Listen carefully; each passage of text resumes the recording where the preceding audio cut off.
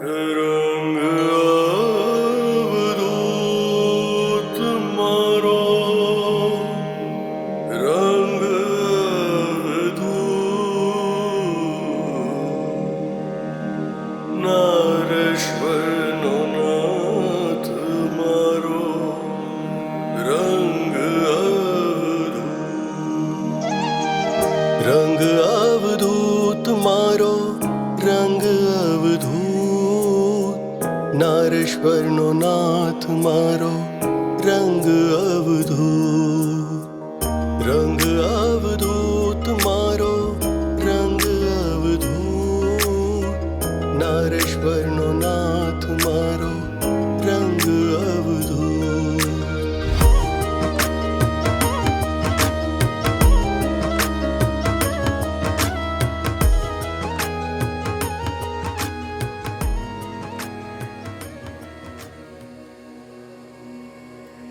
ગુરુદેવ દત્ત. અધ્યાય 55.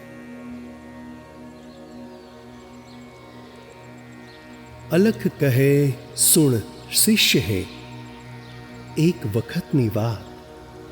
લીમડા નીચે ઓટલે સમર્થ સદગુરુનાથ હતા.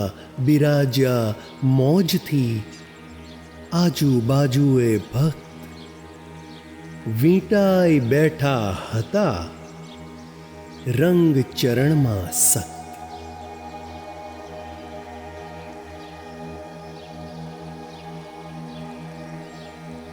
સદગુરુ રંગ લીમડા નીચે માટીના ઓટલે બિરાજ્યા હતા અને બધા ભક્તો તેમની ચારે તરફ બેઠા હતા.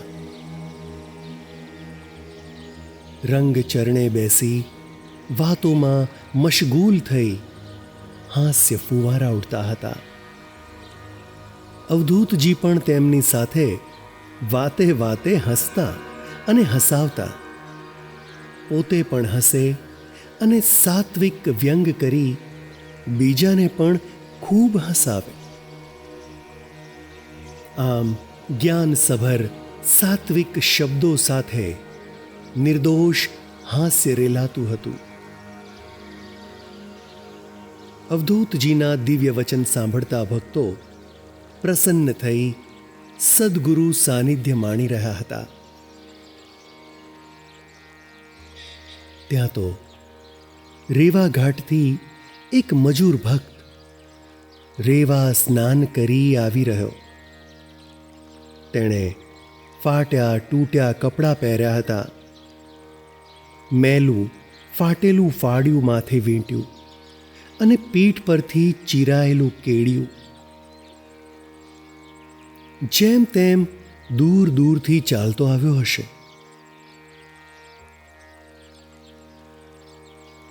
હૈયે ભાવ ભર્યો અને મન નિર્મળ. શ્રી રંગના દર્શન થતાં તે ખૂબ હરખાયો. તેણે પોતાના શરીરને રંગચરણોમાં ઢાળી દીધું. નયન મનોહર રંગમૂર્તિને નયનોથી હૈયામાં ઉતારી. ક્ષણ બે ક્ષણ કંઈક વિચાર કરી ગજવામાંથી એક 4 આનાનો સિક્કો કાઢ્યો. પોતાની મહેનતથી કમાયેલી પાવલી ભાવથી રંગચરણોમાં મૂકી દીધી. સંતના ચરણે પોતાની કમાણી મૂકી તે અંતરમાં અતિશય હરખાયો.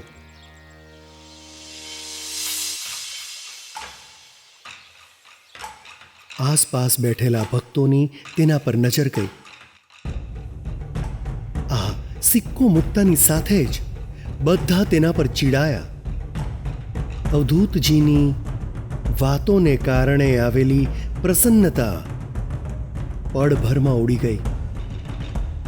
મોં પર ક્રોધ લાવી આંખો લાલ કરી તે મજૂર સાથે લડી રહ્યા. હે બબૂચક, તને કઈ ભાન છે? મૂળ આ કેવું પાપ કર્યું?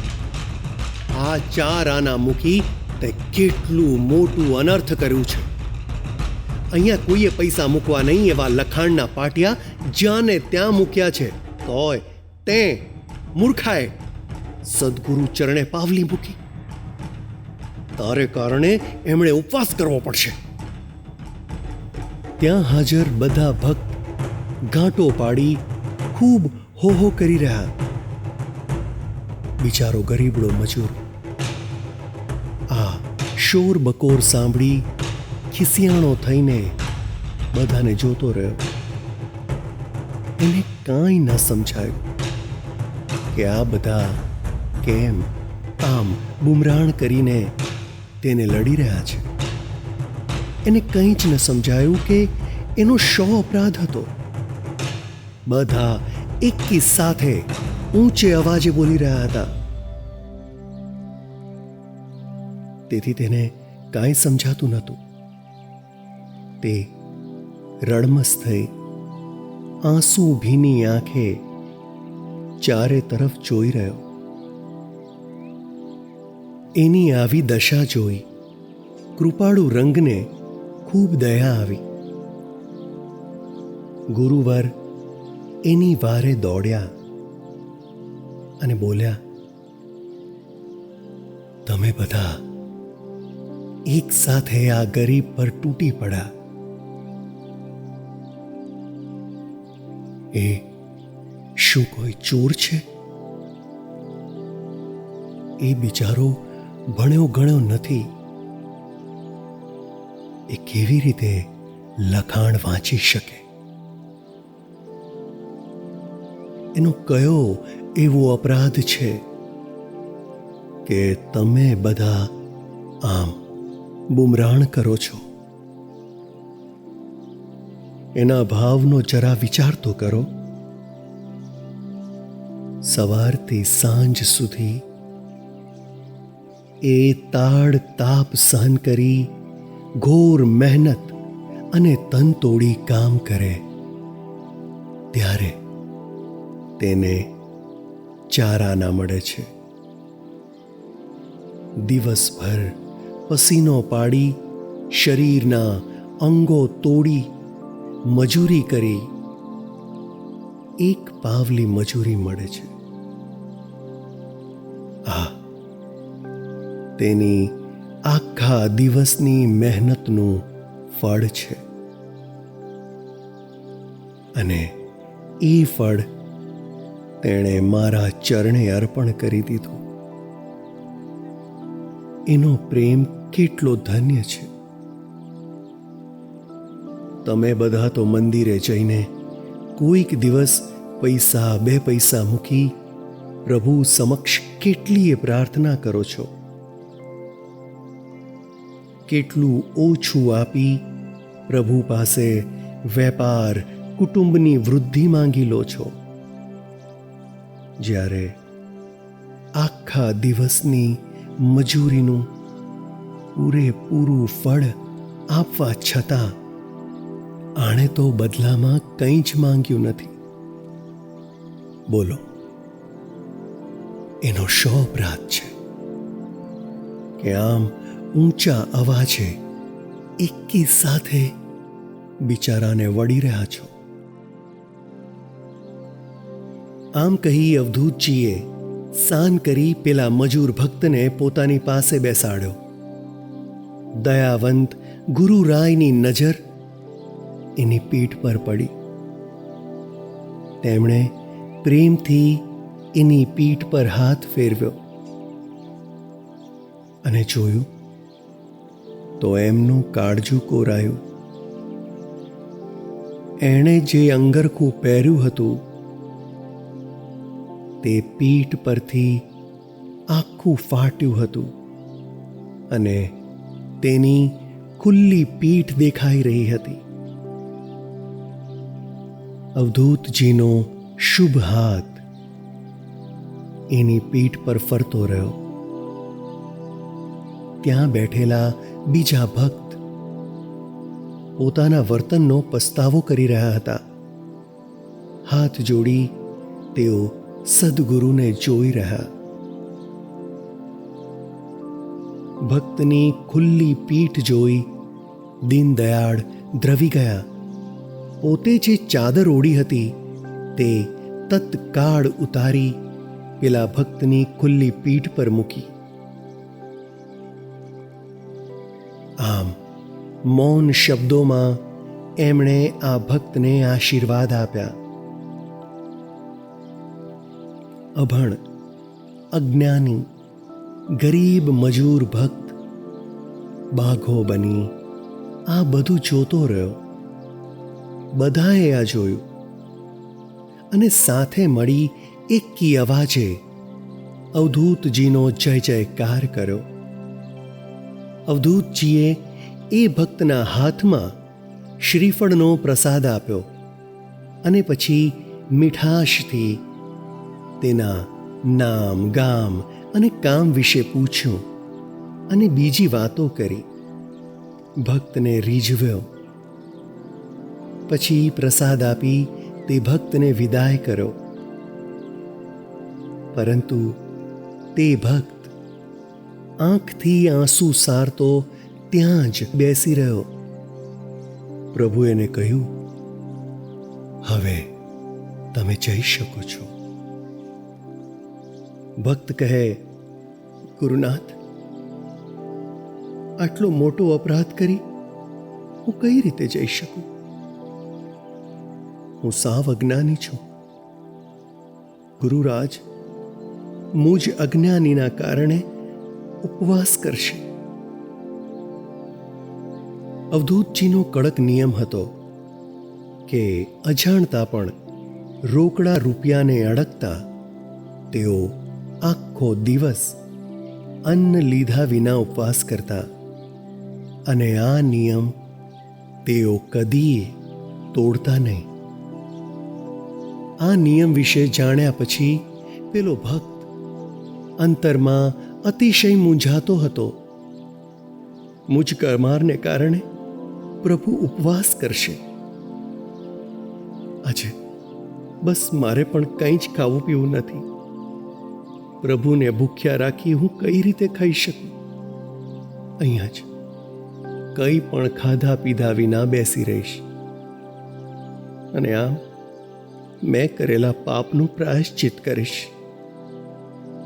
આમ કહી તે રડી રહ્યો અને ત્યાં જ પલાઠી વાળી બેસી ગયો. એ ભક્તનો ભાવ જોઈ ભવભયહારક સદ્ગુરુ ખુશ થયા. તેમણે કહ્યું, ભગત, આ કેવો વિચાર કરો છો? હું મારા નિયમનું ઉલ્લંઘન નહીં કરી શકું. નિયમ તોડતા મારા મનમાં ચંચળતા આવી શકે. તેથી હું મારો નિયમ નહીં તોડું. તમારે પ્રસાદ લઈ સુખેથી જાઓ. મારે કારણે તમે દુઃખી ન થાઓ. ભક્ત કહે, ના ના પ્રભુ, આજે બસ આમ ઉપવાસ કરી હું અહીં જ બેસી રહીશ. ભક્ત ભૂખ્યો રહે તે પ્રભુથી કઈ રીતે સહેવાય? અવધૂતનું આદ્ર હૃદય તરત દ્રવી ગયું અને તેઓ બોલ્યા, ભગત, તારે માટે આજે હું મારો નિયમ તોડું છું. આજે હું ભિક્ષા લઈશ.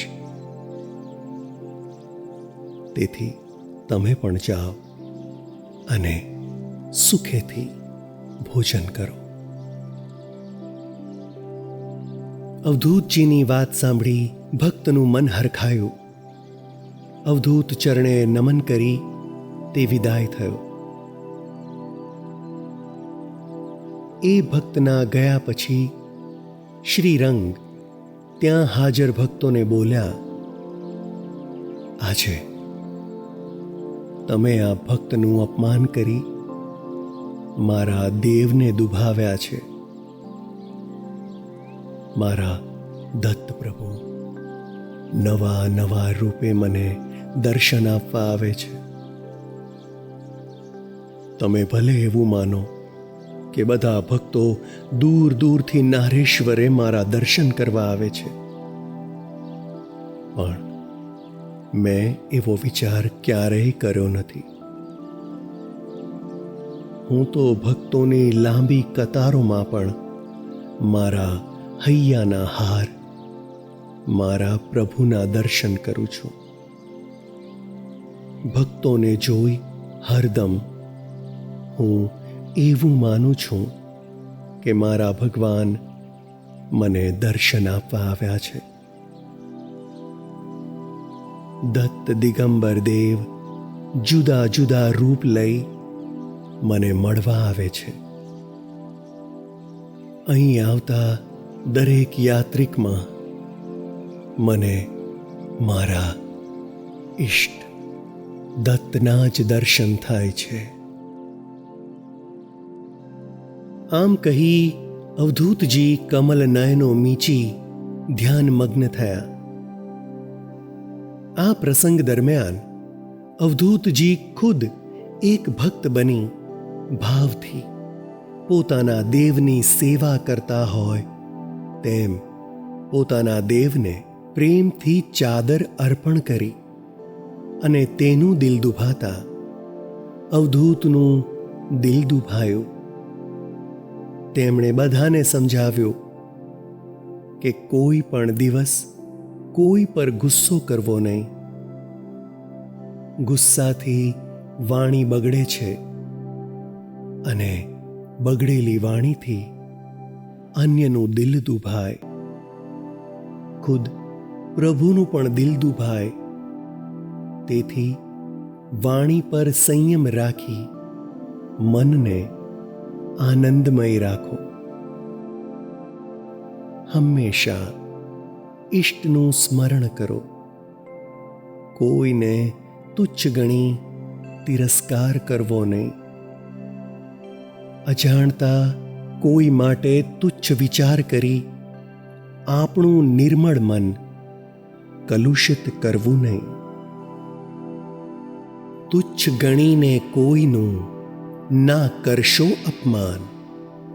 કોણ જાણે કયા રૂપમાં આવી મળે ભગવાન.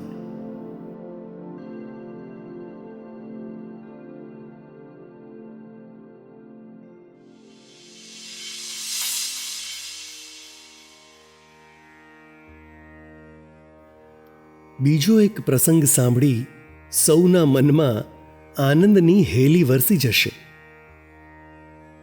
શિક્ષક પાંડુરંગ વડામે જ્યારે શિક્ષણ કાર્ય કરતા હતા તે દરમિયાન છોટુભાઈ શેઠ નામના એમના પ્રિય વિદ્યાર્થી હતા.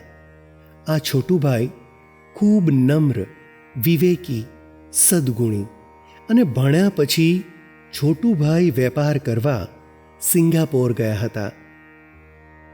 વર્ષો સુધી ત્યાં રહ્યા, ખૂબ ધન કમાયા. ધન કીર્તિ મેળવી તેઓ પાછા ભારત આવ્યા. ભારતમાં આવી તેઓ મુંબઈ સ્થાયી થયા. તેમણે શિક્ષક પાંડુરંગ વડામેની ખૂબ તપાસ કરી. પોતાના ગુરુજીને જોવા માટે તેમનું દિલ તલસી રહ્યું હતું. જૂના મિત્રોને મળી પૂછપરછ કરતા તેમને જુદા જુદા જવાબ મળતા. કોઈ કહે કે તેઓ સાધુ થઈ જંગલ જંગલ ભટકી રહ્યા છે, તો કોઈ કે કદાચ કોઈ ગુફામાં બેસી તપ ધ્યાન કરતા હશે, તો વળી કોઈ કે તેઓ તો રેવાજીની પરિક્રમા માટે નીકળી પડ્યા છે. જુદા જુદા મિત્રો પાસે જુદી જુદી વાતો જાણવા મળી અને છોટુભાઈને મનમાં હવે ઉચાટ થતો હતો. ક્યાં શોધું, ક્યાં હશે તેઓ? આમ વિચારી જૂના પરિચિતોને વારંવાર પૂછી રહ્યા. આમ શોધતા શોધતા એમને એક પાક્કી ખબર મળી કે રેવાજીના કાંઠે પવિત્ર ધામ નારેશ્વરે અવધૂતજી આકરા તપ આદરી રહ્યા છે. પૂર્વાશ્રમના પાંડુરંગ હવે યોગી રંગ અવધૂત નામે જગદગુરુ બની દુખિયાઓના દુઃખો દૂર કરે છે. સદગુરુનું સરનામું મળતા છોટુભાઈના અંતરે અતિશય હરખ છવાયો. ગુરુ દર્શનની તીવ્ર ઝંખના હવે વધવા માંડી હતી. તેમણે ઝટ નારેશ્વર જવાનો નિર્ણય લીધો.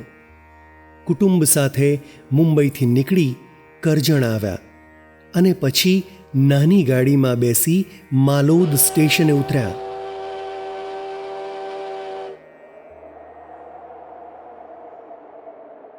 ચોમાસાના દિવસો હતા અને વળી સાંજ પડી હતી. વાદળા છવાઈ ગયા હતા, તેથી ચારે તરફ અંધકાર વ્યાપી રહ્યો.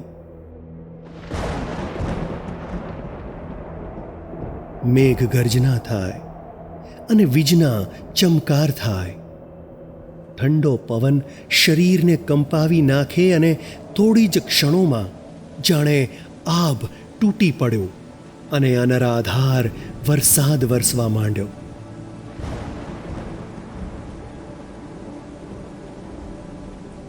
માલોદના સ્ટેશનેથી નારેશ્વર ધામ 2 ગામ દૂર. વળી માર્ગ પણ કાચો, કાદવ કિચડ ભર્યો. ચીકણી કાળી માટીમાં પગ વારંવાર લપસી રહ્યો હતો. કાંટા કાંકરા પગમાં ભોંકાતા હતા. આવા વિકટ માર્ગની પરવા કર્યા વિના છોટુભાઈ પોતાના કુટુંબ સાથે ધીમે ધીમે આગળ વધતા હતા. સિંગાપોર અને મુંબઈના વૈભવી જીવન જીવનાર આજે પગે ચાલી સદગુરુ દર્શને જઈ રહ્યા હતા. શહેરમાં તેઓ ક્યારેય આમ ચાલ્યા નહીં હોય, છતાં આજે હોંશે હોંશે આગળ વધી રહ્યા હતા.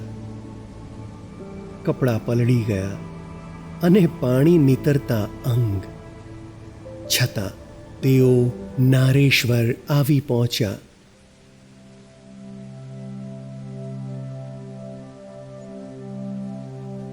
નારેશ્વરનું છીંડું ઓળંગતા જ તેમના મનમાં દિવ્યાનંદની અનુભૂતિ થઈ.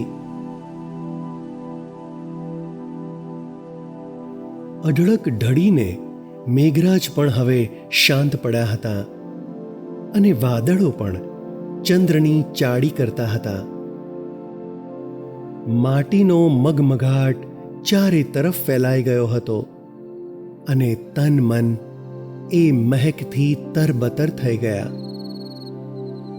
ઝબુકતા આગિયા ચારે તરફ ઝબકતા હતા અને ક્યારેક ક્યારેક મોરનો કેકારવ સંભળાતો હતો. તમરાનો તમરાટ અને ફૂલોનો પમરાટ. વાતાવરણ અદ્ભુત બન્યું હતું. આ સ્થાનમાં અવધૂતજીના તપની સાત્વિક છાય પ્રસરી રહી હતી. છોટુભાઈ અને તેમનું કુટુંબ સ્થાનમાં આવતા જ પ્રસન્ન થયા. તેઓ મોદીજીને ઓરડે આવ્યા. ત્યાં કપડાં બદલી સદગુરુ દર્શન માટે નીકળ્યા. અવધૂતજી કુટીરના ઓટલા પર કંબલ બિછાવી નિજ મસ્તીમાં આરામ કરતા હતા. તેમને ખબર આપવામાં આવી કે મુંબઈથી છોટુભાઈ કુટુંબ સાથે દર્શન કરવા આવ્યા છે. વાત સાંભળી અવધૂતજી ખૂબ ખુશ થયા. છોટુભાઈને પોતાની પાસે બોલાવ્યા. છોટુભાઈને જોતા જ અવધૂતજી તેમને વાલથી પૂછી રહ્યા, છોટુભાઈ, આ વરસતા વરસાદમાં આજે આમ શા માટે આવવું થયું? છોટુભાઈ કહે, આપની કૃપા થાય તો પંગુ પણ પર્વત કૂદી જાય. આપની કૃપા હોય તો શું અશક્ય છે? અમે પણ મુંબઈથી આ અજાણ્યા સ્થળે આપની કૃપાને કારણે જ આવી શક્યા. ગુરુ શિષ્ય બંને અતીતની યાદોમાં ઉતરી ગયા. આગલી પાછલી બધી વાતો કરી, ખૂબ હરખાયા. આ પછી છોટુભાઈ શ્રીરંગમાં દેવ ભાવ દ્રઢ કરી તેમના પરમ ભક્ત બની ગયા. તેઓ વારંવાર નારેશ્વર દર્શને આવતા. જ્યારે જ્યારે છોટુભાઈ નારેશ્વર આવતા ત્યારે મનમાં વિચારતા, મારા ગુરુ મહારાજ મુંબઈ આવી મારું ઘર ક્યારે પાવન કરશે? મનમાં ને મનમાં આમ વિચારતા હતા, પણ મર્યાદાના ક્ષોભથી પોતાની ઈચ્છા વ્યક્ત કરી શકતા નહીં. આમને આમ થોડો સમય વીત્યો. છોટુભાઈ એક દિવસ ગુરુ દર્શન કરવા આવ્યા. ફરી તેમણે મનમાં એ જ વિચાર કર્યો કે મારા ગુરુરાય ક્યારે મારા ઘરે પધારશે. અવધૂત અંતર્યામીએ ભક્તના હૃદયની વાત જાણી લીધી. તેઓ હસીને બોલ્યા, છોટુભાઈ, હું કોઈ દિવસ ભમતો ભમતો તમારા બારણે આવી ચડું તો મારા જેવા સાધુને બેસાડી રોટલાનો ટુકડો ખવડાવશો કે કેમ?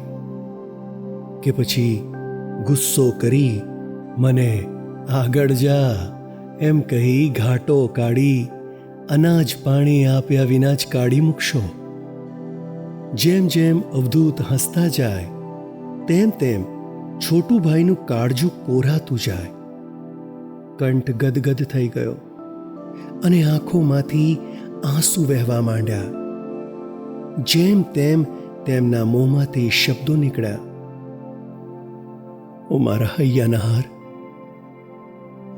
મારા પૂર્વ જન્મના એવા પુણ્ય ક્યારે પડશે? આપ ક્યારે મારા ઘરે પધારશો? આપ પધારો તો પ્રભુ મારું તન મન ધન આપ ઉપર ઓવારી દઉં. ભક્તની વાત સાંભળી અવધૂતજી મુખ મલકાવી ધ્યાનમાં સરી પડ્યા. આ વાતને કેટલાય દિવસો વીત્યા અને છોટુભાઈ ધંધામાં રત થયા અને બધી વાતો ભૂલી ગયા. ત્યાર પછી સદગુરુએ ભક્તની કસોટી કરવા એક લીલા કરી.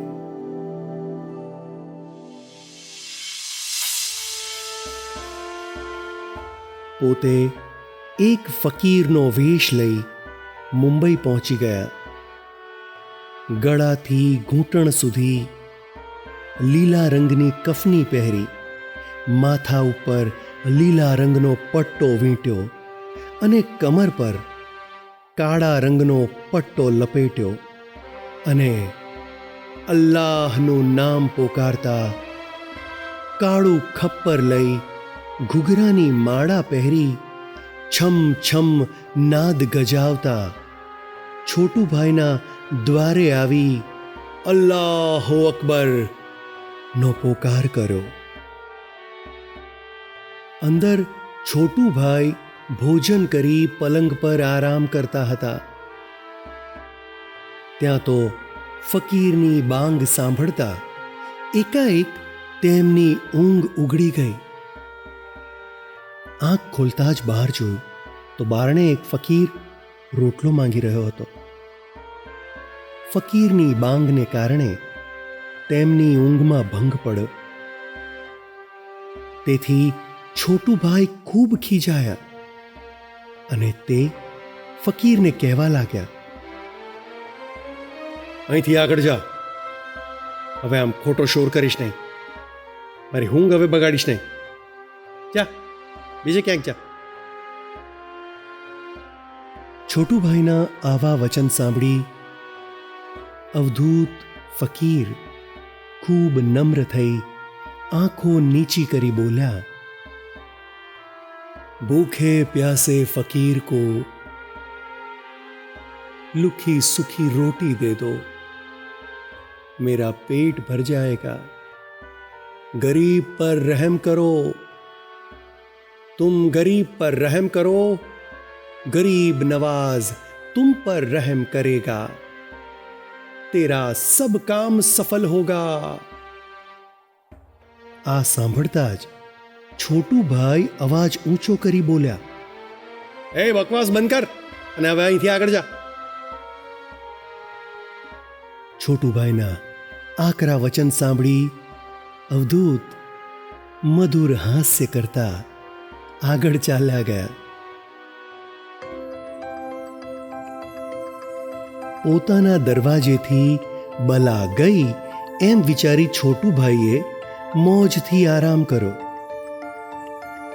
આ તરફ અવધૂતજી દૂર જઈ પોતાના મૂળ સ્વરૂપમાં આવ્યા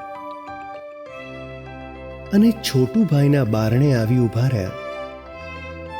મધુર સ્વરે ગુરુદેવ દત્ત બોલ્યા.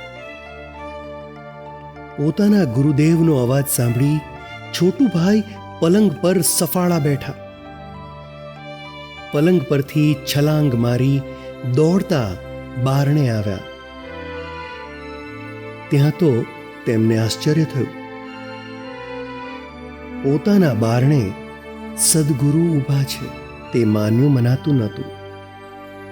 તેમને પોતાની આંખો પર વિશ્વાસ ન આવ્યો. અવધૂતજી ત્યાં ઊભા હતા. શીશ પર જટા તાજ અને મુખડું મલક મલક થાય. કંચન જેવી કાયા પર સફેદ વસ્ત્રો શોભી રહ્યા હતા.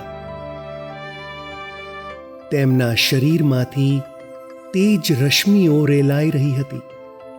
દંડ કમંડલ હાથમાં અને પ્રસન્ન મુખડું જોતા છોટુભાઈનું મન ખૂબ હરખાયું. પાગલની જેમ દોડી જઈ પોતાનું શરીર અવધૂત ચરણોમાં નાખી દીધું.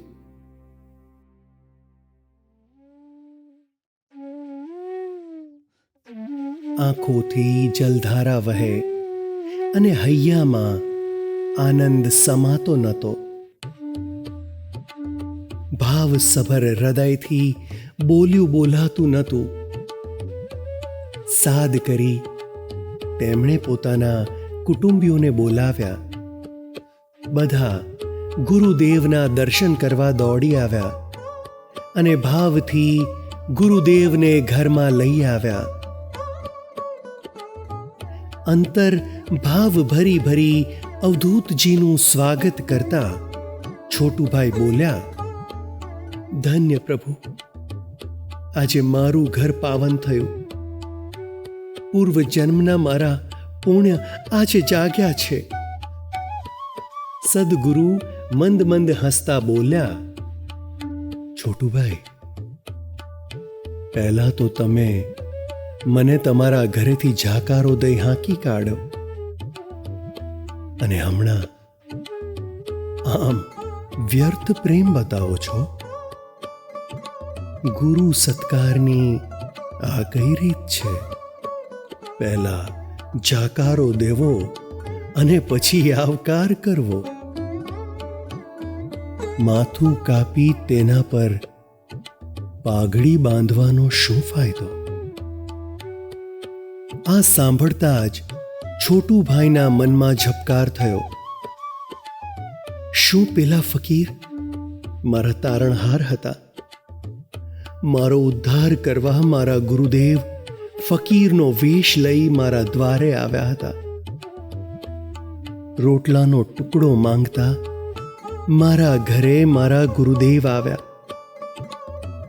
શું મેં તેમને ઓળખ્યા જ નહીં? એમને જાકારો દીધો? આમ છોટુભાઈ મનમાં ને મનમાં અતિશય પશ્ચાતાપ કરી રહ્યા. હાથ જોડી મૂંગા થઈ ઊભા રહ્યા. અંતરમાં અતિશય દુઃખ થાય.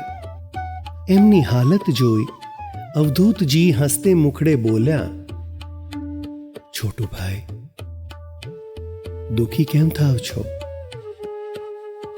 મને ઓળખી શક્યા નહીં એમાં તમારી જરાય ભૂલ નથી. વગર ઓળખાણે બધે જ આવા વર્તન થાય. તમારા અંતરનું દુઃખ હવે દૂર કરો અને ઠંડુ પાણી આપો. તમે તો વ્યાકુળ થાવ છો, પણ મારી ભૂખ તરસનો પણ કંઈ ખ્યાલ છે? તમે તો ભાવતા ભોજન કરી આમ આરામ કરવા 76 પલંગે સૂઈ ગયા, પણ મેં તો ગઈકાલથી કાંઈ જ ભોજન કર્યું નથી. મારી ભિક્ષાનો જરા વિચાર કરો.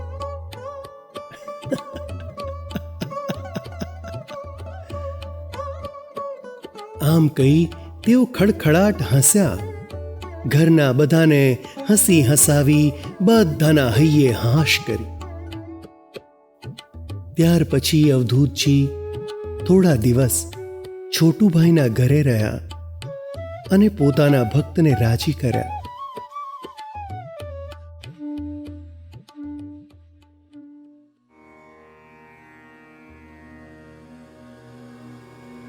આ નાનકડા પ્રસંગથી એક બોધ મળે છે કે સર્વમાં સર્વેશ્વરને જોઈ વંદન કરો.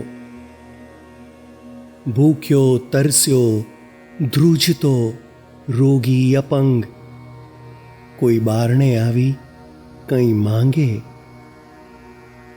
તો તેમાં દેવના દર્શન કરી યથાશક્તિ ભોજન વસ્ત્ર આપી સંતુષ્ટ કરવા અને કદીએ જાકારો દઈ અપમાન કરવું નહીં. કોણ જાણે કયા વેશમાં ભગવાન આપને મળવા આવે.